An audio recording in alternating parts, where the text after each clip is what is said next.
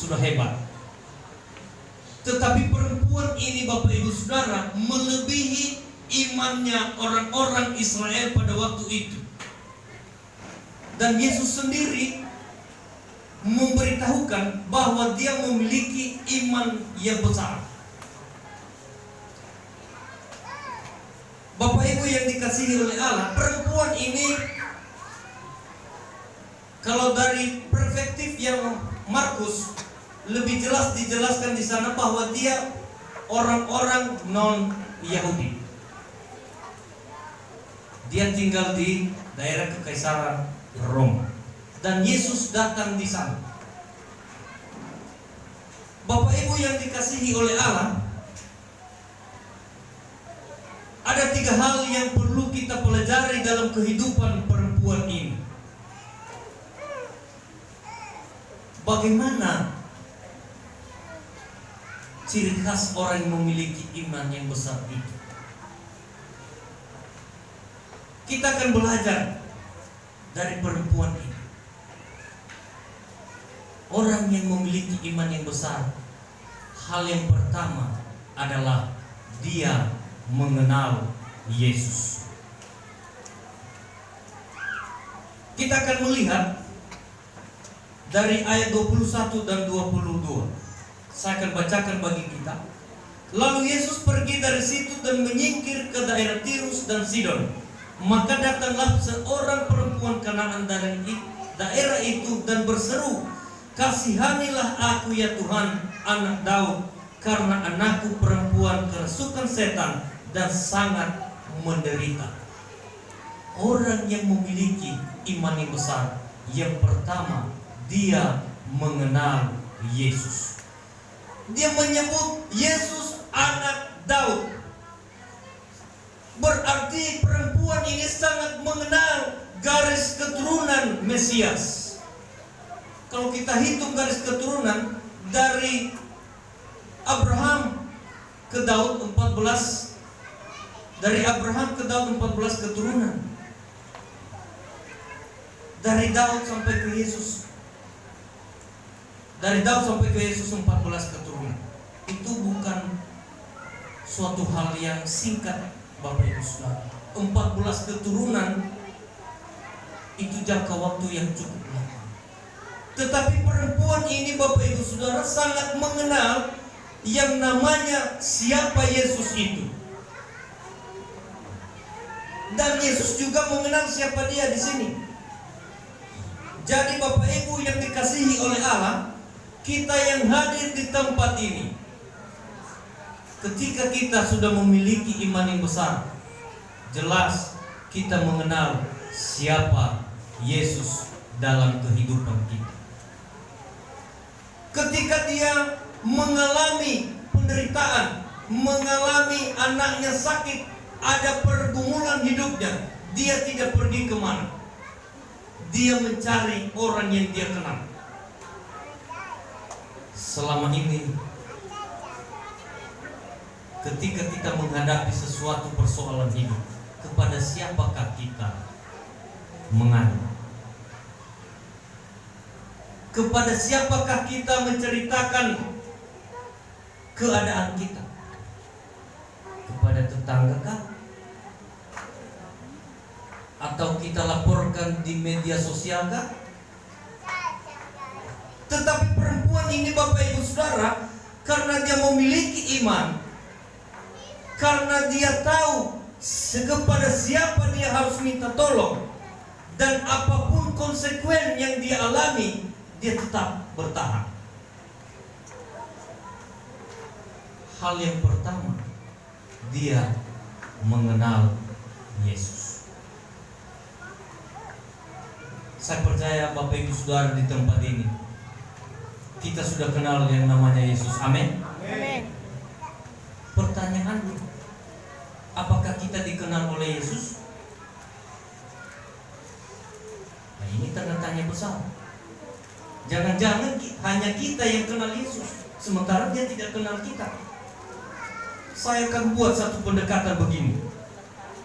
Siapa yang tidak kenal dengan Jokowi di sini? Ada yang tidak kenal dengan Pak Jokowi? Kenal semua, amin. Saya balikkan pertanyaannya. Apakah kita dikenal Jokowi? Kalau hari ini kita ke istana, oh, Bapak ini saya kenal ini. Tidak dikenal. Jadi Bapak Ibu Saudara, pertanyaan saya di sini, apakah kita dikenal oleh Allah? Jangan-jangan selama ini hanya kita yang berani berkata, Engkau Tuhanku, Engkau Yesusku, Engkau Juru Selamatku, Engkau yang memberi aku hidup, sementara dia tidak mengenal kita. Jadi Bapak Ibu Saudara, sebelum terlambat, daftarkan diri Anda ke dalam kerajaan surga, supaya Anda terdaftar sebagai warga negara surga. Amin. Jangan hanya di dunia ini kita memiliki kewargaan, identitas, legalitas sebagai warga negara Indonesia, tetapi sesungguhnya kita di sini hanya merantau, Bapak Ibu Saudara. Kewargaan kita adalah surga. Makanya Bapak Ibu Saudara, hari ini daftarkan saudara ke kewargaan negara kerajaan surga itu, supaya saudara dikenal. Dan ketika Yesus datang nanti, dia tidak berkata, maaf saya tidak mengenal Anda. Ketika kita terlambat, pada harinya nanti sangat kecewa kita, Bapak Ibu Saudara, apabila Yesus berkata pada akhirnya, maaf saya tidak mengenal Anda. Betapa kecewanya kita, betapa sakitnya hati kita. Sia-sia pengorbanan kita, sia-sia kita datang setiap hari Minggu di gereja, setiap ibadah kita datang, sementara kita tidak terdaftar sebagai warga negara surga itu. Segala pengorbanan kita, jerih payah kita tidak ada gunanya, Bapak Ibu Saudara, ketika Allah berkata kepada kita, maaf saya tidak mengenal Anda. Dan pada waktu itu barulah meneteskan air mata. Lawa ke dana badan ni halau sinali dawa huru dapat dosa. Bahaya sinali dawa huru dapat dosa terlambat, Bapak Ibu Saudara. Makanya pada hari ini saya mengingatkan Bapak Ibu Saudara supaya kita mendaftarkan diri di dalam kerajaan sorga itu, supaya kita dikenal oleh Allah, sehingga kita berani berkata, ya Aba, ya Bapa. Jangan-jangan selama ini hanya berani menyebutkan saja, sementara identitas kita, legalitas kita sebagai warga kerajaan surga belum terdaftar. Mari kita koreksi hidup kita. Apakah saya ini sudah termasuk warga negara kerajaan surga? Ketika Tuhan Yesus besok atau lusa dia kembali menjemput orang percaya, kalau kita sudah terdaftar, kita akan masuk kepada kerajaan Allah itu. Haleluya. Bapak Ibu yang dikasihi oleh Allah, hal yang pertama, orang yang memiliki iman yang besar, dia mengenal Yesus. Yang kedua, orang yang memiliki iman yang besar, yaitu dia tidak menyerah. Di dalam hidupnya tidak ada kata menyerah. Kita akan melihat di ayat 23 sampai 25. Saya bacakan untuk kita. Tetapi Yesus sama sekali tidak menjawabnya. Lalu murid-muridnya datang dengan meminta kepadanya, suruhlah ia pergi. Ia mengikuti kita dengan berteriak-teriak. Jawab Yesus, aku diutus hanya kepada domba-domba yang hilang dari umat Israel. Tetapi perempuan itu mendekat dan menyembah dia sambil berkata, Tuhan, tolonglah aku. Hal yang kedua, orang yang memiliki iman yang besar, dia tidak mudah menyerah. Di sini Bapak Ibu Saudara, perempuan ini diperhadapkan berbagai persoalan, tantangan dari kalangan murid Yesus, dari Yesus sendiri, bahkan dari status Yahudi dan non-Yahudi. Kebiasaan orang Yahudi, Bapak Ibu Saudara, kalau mereka non-Yahudi tidak boleh campur dengan orang-orang Yahudi. Dan selanjutnya nanti perempuan ini disebut sebagai anjing. Dan itu kata sindiran daripada orang-orang non-Yahudi. Ada beberapa tantangan yang dihadapi oleh perempuan itu.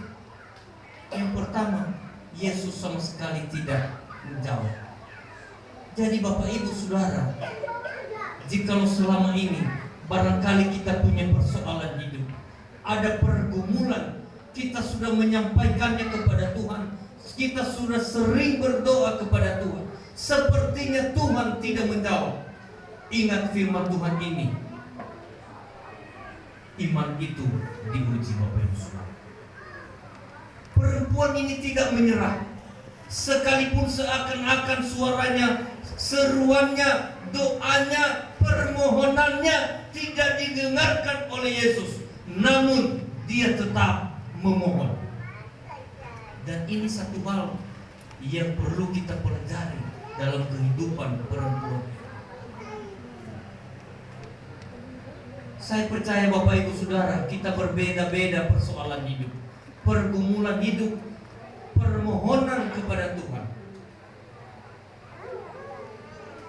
Ketika doa kita tidak segera dijawab, maka jangan putus asa, jangan menyerah.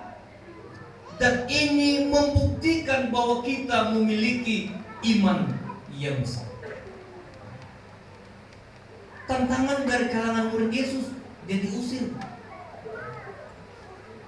Barangkali Bapak Ibu Saudara, kalau saudara diusir dari tempat ini pasti tidak mau datang lagi. Tetapi perempuan ini diusir, tetap dia datang kepada Yesus. Jangankan diusir kita, ada halangan sedikit kita tidak datang ke gereja. Bahkan kita berusaha mencari alasan, mencari halangan sendiri supaya kita tidak datang beribadah. Kita buat-buat sendiri kesibukan kita. Tetapi perempuan ini diusir pun dia tetap datang kepada Yesus. Dan ini satu hal pelajaran bagi kita. Di zaman sekarang ini ada banyak orang-orang Kristen tidak diusir pun dia berusaha tidak datang. Dia coba membuat kesibukan sendiri supaya terhindar datang beribadah. Ada alasan nanti kalau ditanya, kenapa tidak hadir ke gereja? Ada kesibukan. Padahal kesibukan yang dia buat sendiri. Bapak Ibu Saudara, ketika kita sudah memiliki iman yang besar, kita tidak gampang menyerah. Perempuan ini bukan sedikit tantangan yang dihadapi untuk meraih, untuk menerima jawaban daripada permohonan. Dari status Yahudi non-Yahudi, Yesus berkata, aku diutus kepada domba-domba yang hilang dari bangsa Israel. Yesus menunjukkan perbedaan. Berarti bagian Anda tidak ada, hanya untuk ini. Tetapi perempuan tidak menghiraukan itu. Dia tetap datang kepada Yesus dan memohon. Dan ini membuktikan bahwa dia memiliki iman yang besar. Yang ketiga, orang yang memiliki iman yang besar, Bapak Ibu Saudara, hal yang ketiga adalah tidak putus asa. Mari kita lihat ayat 26 sampai ayat yang ke-27. Saya akan bacakan bagi kita. Tetapi Yesus menjawab, tidak patut mengambil roti yang disediakan bagi anak-anak dan melemparkannya kepada anjing. Kata perempuan itu, benar Tuhan. Namun anjing itu makan remah-remah yang jatuh dari meja tuannya. Hal yang ketiga, orang yang memiliki iman yang besar tidak gampang putus asa. Di sini perempuan ini menerima hinaan. Ini dikontraskan anjing dengan anak-anak. Apa maksudnya ini? Bapak Ibu saudara, ini kalau kita belajar budaya Yahudi dan kita akan mendalaminya melalui sastra Yunani, kata ini baru kita paham bahwa ini adalah sindiran bagi orang non-Yahudi. Ada istilah sekarang namanya kafir. Tetapi pada orang Yahudi, kalau orang itu orang Yunani, pokoknya di luar Yahudi, mereka anggap itu adalah anjing. Hanya mereka yang benar. Dan Bapak Ibu Saudara, ada satu pelajaran yang kita tarik dari sini. Tuhan Yesus memberikan pelajaran kepada orang-orang sekitar pada waktu itu, dan termasuk kepada murid-muridnya. Jangan sombong dengan status sebagai bangsa pilihan Allah. Dan ini yang selalu diandalkan oleh orang-orang Yahudi. Kami keturunan Abraham, kami ini bangsa pilihan Allah, yang lain itu kafir. Dan sering sampai hari ini kita sering memakai istilah ini, kami orang Kristen sudah ditebus. Dan ini bisa menimbulkan akar daripada kesombongan. Dan ini yang diberikan satu pelajaran oleh Tuhan Yesus kepada murid-muridnya. Orang bisa sombong, kami orang Kristen sudah dibayar lunas oleh darah Yesus. Sudah jelas kami masuk surga. Padahal datang ke gereja sekali setahun. KTP-nya aja yang Kristen. Jadi Bapak Ibu yang dikasihi oleh Allah, hal yang ketiga, orang yang memiliki iman yang besar itu adalah dia tidak gampang putus asa. Perempuan ini sangat pintar, Bapak Ibu Saudara. Dia berkata, remah-remah dari roti itu aja yang jatuh dari meja Tuhan dimakan oleh anjing. Ini satu hinaan sebenarnya Bapak Ibu Saudara. Tetapi perempuan ini karena iman yang besar dia miliki, dia tidak peduli dengan itu. Dan saya rasa perempuan ini sudah bosan dikatakan dianjing-anjingkan. Karena orang non-Yahudi kalau berkumpul di tengah-tengah orang Yahudi itu selalu diucapkan kata-kata anjing-anjing, anjing-anjing. Dan perempuan ini tidak asing lagi kata anjing. Maka dia tidak tersinggung pada waktu, bahkan menambah kekuatan imannya. Sekalipun perbedaan status di sini Bapak Ibu Saudara, tetapi perempuan itu datang dalam hatinya pasti siapa tahu ada belas kasihan Tuhan kepada. Bapak Ibu yang dikasihi oleh Allah, hari ini kita sudah memiliki iman yang besar. Jadi untuk itu jangan gampang putus asa. Dalam perjalanan kehidupan ini tidak mulus Bapak Ibu Saudara. Ada banyak goncangan, ada kerikil-kerikil yang harus kita lalui. Bahkan ada hinaan. Ketika kita sudah memiliki iman yang besar, maka yang terjadi kita tidak gampang putus asa. Hari ini kita dibekali oleh firman Allah. Orang yang memiliki iman yang besar ada 3 hal. Yang pertama, kita mengenal Yesus. Dan yang kedua, tidak mudah menyerah. Dan yang ketiga, tidak gampang putus asa. Apapun keadaan, jangan menyerah.